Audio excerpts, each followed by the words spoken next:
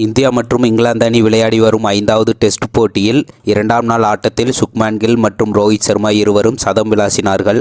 இருவரும் 171 ரன்கள் பார்ட்னர்ஷிப் அமைத்து இருந்த நிலையில் இந்த பார்ட்னர்ஷிப்பை எப்படியாவது உடைத்தே ஆக வேண்டும் என்ற கட்டாயத்தில் இங்கிலாந்து அணியின் கேப்டன் பென் ஸ்டோக்ஸ் இத்தொடர் முழுக்க பந்து வீசாத நிலையில் இன்று அவர் பந்து வீசினார். அவர் வீசிய முதல் பந்திலேயே ரோஹித் சர்மா போல்ட் ஆனார். அதை பார்த்த இங்கிலாந்து அணியின் பயிற்சியாளர் முதல் வீரர்கள் வரை அனைவரும் வியந்து பார்த்தார்கள். இத்தொடர் முழுவதும் பென் ஸ்டோக்ஸ் பந்து வீசியிருந்தால் இங்கிலாந்து அணி ஒருவேளை வெற்றி பெற்றிருக்குமோ? அடுத்த ஓவரில் சுப்மன் கில் விக்கெட்டை எடுத்த ஜேம்ஸ் ஆண்டர்சன் இன்னும் ஒரு விக்கெட்டை எடுத்தால் டெஸ்ட் கிரிக்கெட்டில் முதல் வேகப்பந்து வீச்சாளர் 700 விக்கெட்டை எடுத்தார் என்ற சாதனைக்கு சொந்தக்காரர் ஆவார் ஜேம்ஸ் ஆண்டர்சன். அடுத்ததாக டேவிட் படிக்கல் மற்றும் சஃப்ராஸ் கான் இருவரும் அரை சதம் விளாசினார்கள்.